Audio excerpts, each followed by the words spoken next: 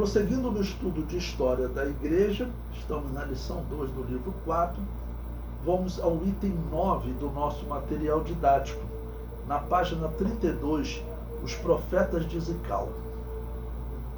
Zikau era uma cidade da Alemanha, ou seja, estamos na Alemanha luterana agora, tá bom? Ainda no ano 1521, Lutero acabou de ser excluído da igreja católica, estão querendo queimar ele na fogueira, ele está fugindo, ok? Está escondido, e agora vai ter um evento que vão aparecer 3 pentecostais, nós vamos chamar assim. Eles são até, no caso, vamos dizer, parece ser um grupo de pentecostais que talvez tivesse, vamos dizer, alguma heresia, mas nós não temos documentos direito sobre eles. Por quê? Porque eles serão perseguidos, eles vão fugir. Lutero vai, quando começar a ouvir as profecias deles, que eles diziam que eles eram profetas de Deus, tinham visões, né? E vão começar a chamar eles de anabatistas. O principal líder deles não era anabatista, mas não é impossível que tivesse anabatistas que tivesse se desviado, ok? Mas vamos ver então, esses profetas de Zikau. No ano de 1521, apareceram 3 homens que são chamados na história de profetas de Zikau, dessa cidade, né?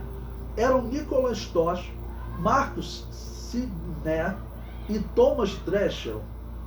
Os luteranos se dirigiam a eles como conventículos de Zikau, ou seja, ajuntamento clandestino de Zikau. E aqui uma pausa para falar para vocês. Nós sabemos que haviam anabatistas pela Europa toda, eles viviam escondidos, ou seja, viviam clandestinamente. Eles não podiam viver nas cidades, porque não batizar crianças era crime. Desde o ano 411 da era cristã, a Igreja Católica jogava na fogueira. E Lutero também não vai tolerar isso. Tá bom? Então, eles são chamados de ajuntamento clandestino, porque eles não tinham ligação com igreja nenhuma. E esses ajuntamentos clandestinos, eu tenho falado para vocês, existe, cada dia a história está mostrando mais e mais casos. Então, eram centenas, tá bom? Por toda a Europa. O comentário prossegue. Eram desautorizados pela Igreja de Roma e pela Igreja Reformada da Alemanha, que era a Igreja Luterana, que neste momento estava nascendo, mas já exercia domínio sobre a região da Alemanha. O líder do grupo era Nicolas Tosh, um homem sem formação, porém com um conhecimento bíblico impressionante. Bom, então esse líder, como eu disse para vocês, nós temos poucas informações sobre eles, porque os escritos que nos chegaram vêm dos assassinos dele, daqueles que vão persegui-lo, né? Que eles vão ter que fugir, ok? Mas eles podem ser realmente anabatistas fiéis a Deus, que viviam escondidos e vão continuar escondidos, vão ter que fugir, ok? Bom, então eu cito aí um texto da Enciclopédia Histórico-Teológica da Igreja Cristã, que é uma enciclopédia interessante, né? E ela diz que esse líder desse grupo anabatista, Stosch, rejeitava o batismo de crianças e acreditava que a fides aliena, conforme era ensinada por Lutero, não podia substituir a ausência de fé em uma criancinha. Bom, explicar para vocês o que é fides aliena. Fides aliena era um termo que a Igreja Católica usava e Lutero continuou utilizando, tá bom? Para justificar a falta de fé de um recém-nascido. E dizia que a fé da Igreja Católica substituía, ou agora a fé da Igreja Luterana substituía a criança que não pode ter fé. É claro que isso é herético, isso não existe. Bom, a Bíblia é clara em exigir que a criança, que a pessoa batizando, ele faça uma confissão de fé. Tá bom? Então, esse líder, né, rejeitava o batismo de criança e acreditava que a fides aliena, conforme era ensinada por Lutero, não podia substituir a ausência de fé em uma criancinha. E que Marcos 16,16 exigia o batismo somente depois de a fé ter sido despertada. Quanto ao espiritualismo deles, Lutero asseverava que os espíritos precisavam ser testados pelas Escrituras e que eles nada diriam que contradissesse a Bíblia. Olha, isso aqui está certo, tá bom? Nós não sabemos se tinha algum anabatista lá que acreditasse que a revelação, né, a visão, ela seria superior às Escrituras. Se tivesse isso, é uma seita. Existem seitas pentecostais hoje. Poderia existir na época também. Eu conheço seitas pentecostais aí que eles misturaram o pentecostalismo com o espiritismo, com parapsicologia. Existem seitas pentecostais aí que as pessoas ficam naquele cai-cai. Aquilo ali é uma seita pentecostal.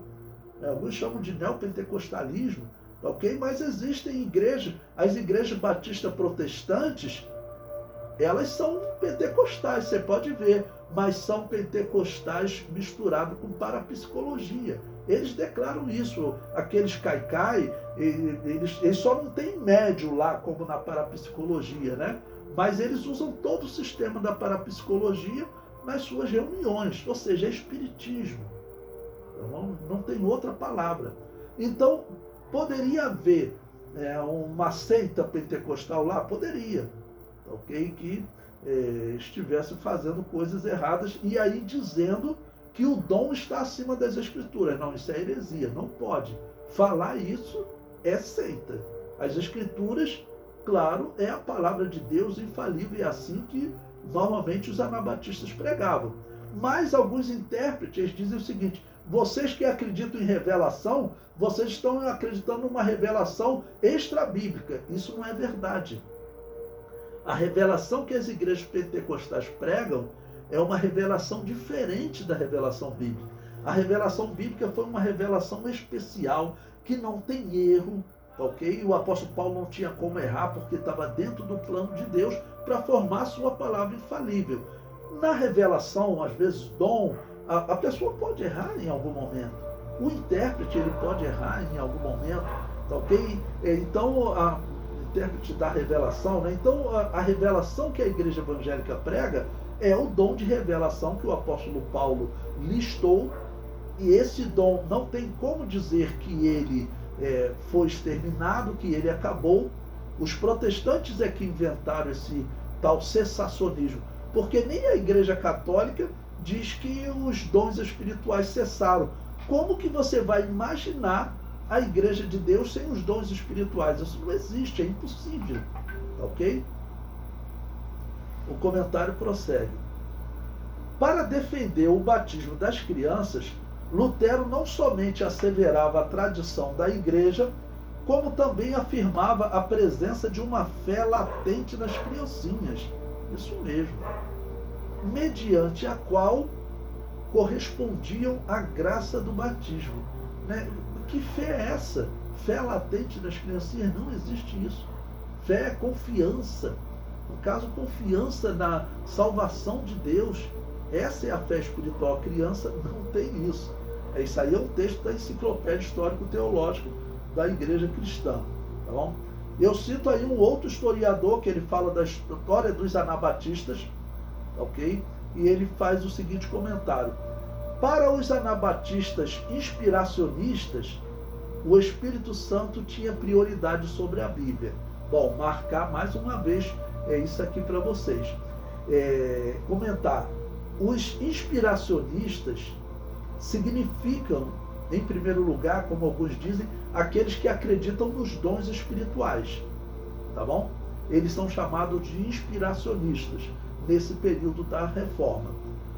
Mas aqui, o intérprete dessa enciclopédia, que ele é protestante, ele está dizendo que o Espírito Santo, na visão deles, o Espírito Santo tinha prioridade sobre a Bíblia. Isso aqui pode ser uma interpretação desse autor. Eu repito, se algum grupo anabatista lá acreditava nisso, ok? Eles estavam errados. Mas o que nós sabemos da história é que não existe essa dizer que os dons estão acima da Bíblia. Ninguém na história defendeu isso. Tá bom? Nós acreditamos num dom de revelação que é diferente do dom que o apóstolo Paulo recebeu, diferente da revelação que o apóstolo Paulo recebeu, tá ok? Ele prossegue. Portanto, sua iluminação imediata se converteu na norma para o programa de reforma do grupo em questão. Os profetas de Zical, Nicholas Dosch e Thomas Muntze reivindicavam receber revelações especiais, tal como o fizeram posteriormente outros inspiracionistas.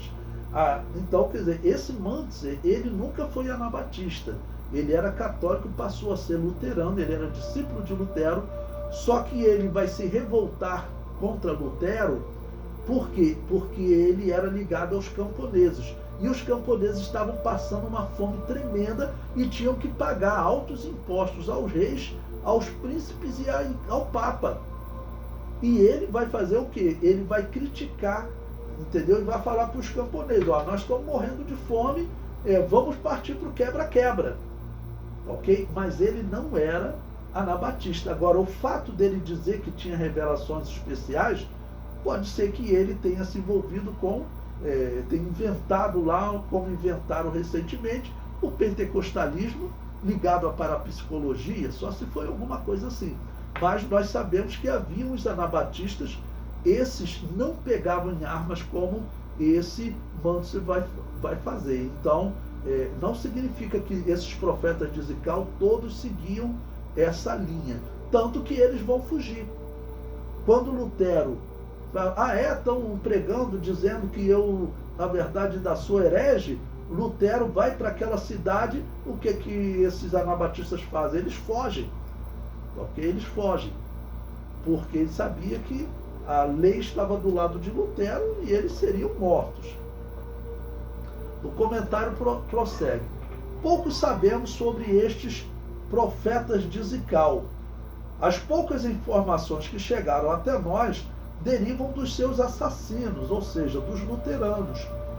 Quanto à informação de que eles se eram pentecostais, como tem sido sugerido, acreditavam que o Espírito Santo está acima da Bíblia, não temos como defender, pois não temos seus escritos.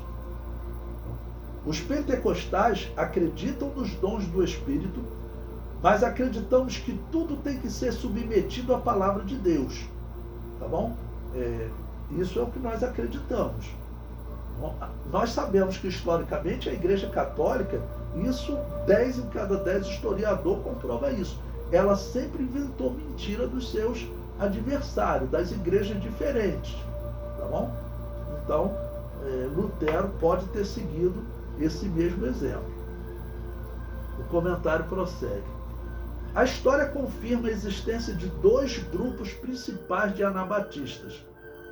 Os anabatistas revolucionários, derivados do catolicismo, desse Thomas Muntze, que era discípulo de Lutero, que era um católico e virou luterano. Tá bom? Então, os anabatistas revolucionários, derivados do catolicismo, e os anabatistas pacifistas, que não pegavam em armas nem para se defender. Eles fugiam. Tá bom? Entre esses profetas de Zical, certamente existirão violentos e pacifistas. É o que a história diz. Infelizmente, os documentos mostram que os pacifistas sofreram junto com os violentos. Tá bom?